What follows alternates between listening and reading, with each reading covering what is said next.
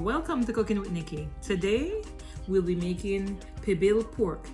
My version, of course. I don't have a pit to bury the pig or anything, but this is my homemade version of Pibil pork, which is roast pork.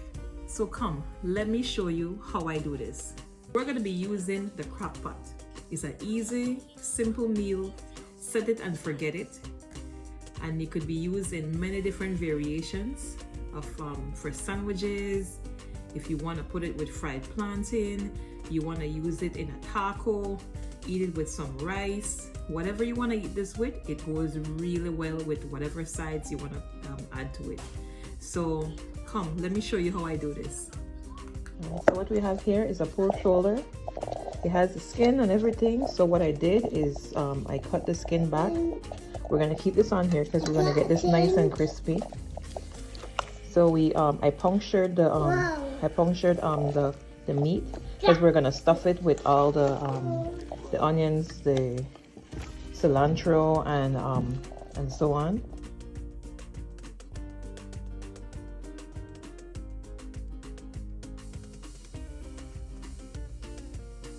All right, so I'm gonna show you how we season the pork. As I said, we cut back the skin. We get a piece of pork shoulder. This is a very small piece of pork. It's only like a little bit under 4 pounds.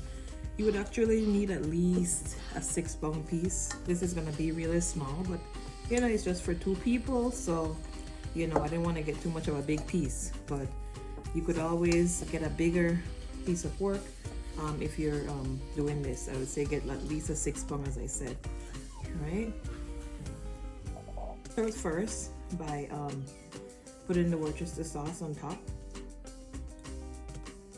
right? And then I will add the recado liquid. I added some water to the recado. If you don't have recado, you could use some paprika or some smoked paprika too. But this definitely recalls for this particular recipe is particularly necessary to use recado. If you don't have recado, also Amazon has recado, they call it annatto, and you could get that. All right, so you have to coat it very well.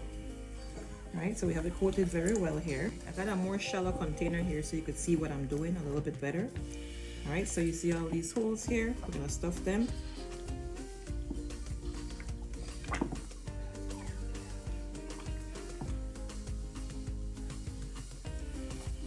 Onion, cilantro,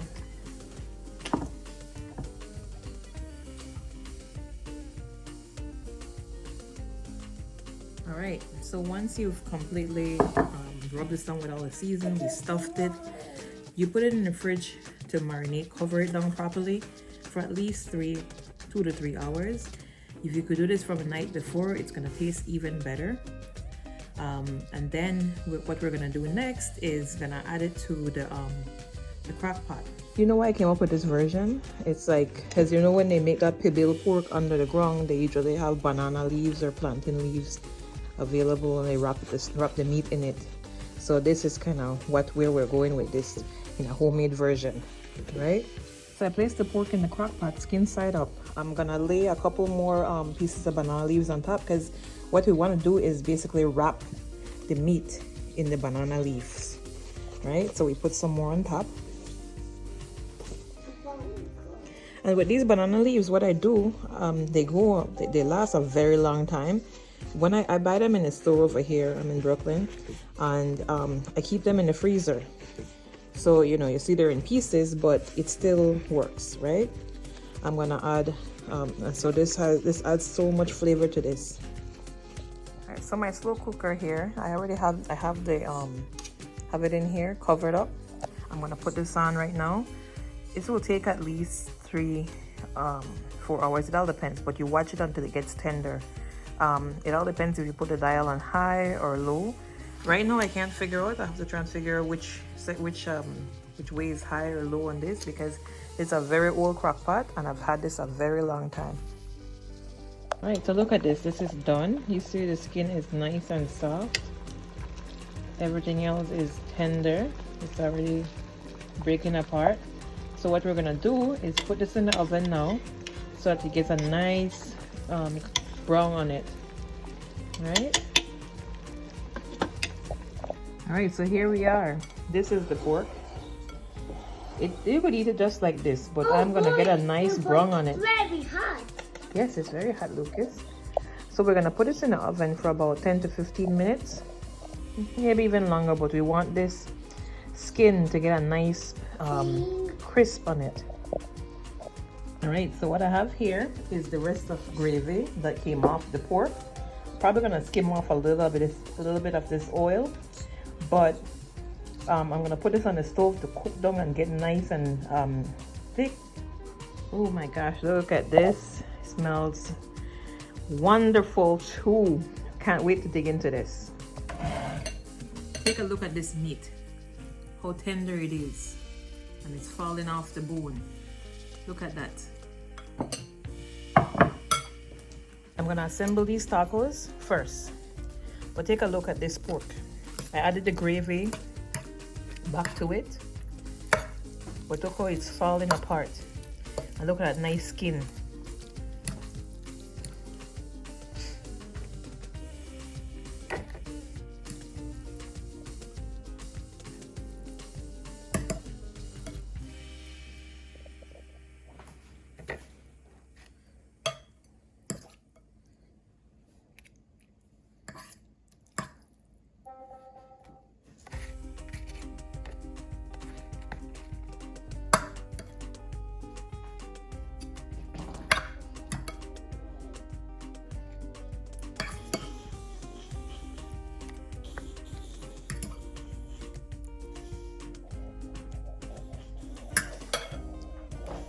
All right.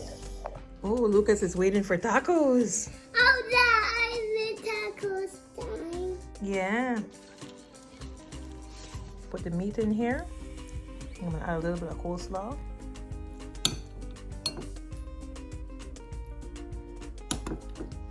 No. I'm adding a small dollop of pepper jelly to each one of these tostones cups.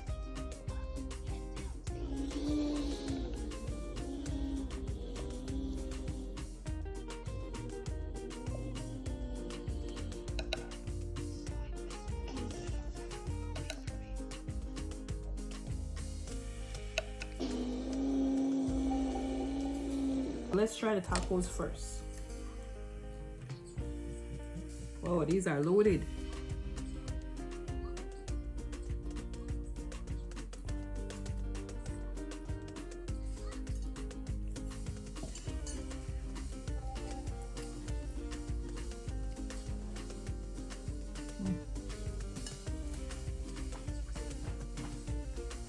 Wow, these are real delicious.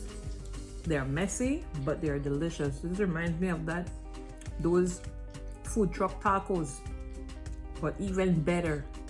All right, so let's try this tostones cups.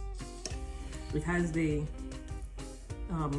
pork, some coleslaw, a little bit of onions, and Nikki's pepper jelly on top. Cheers.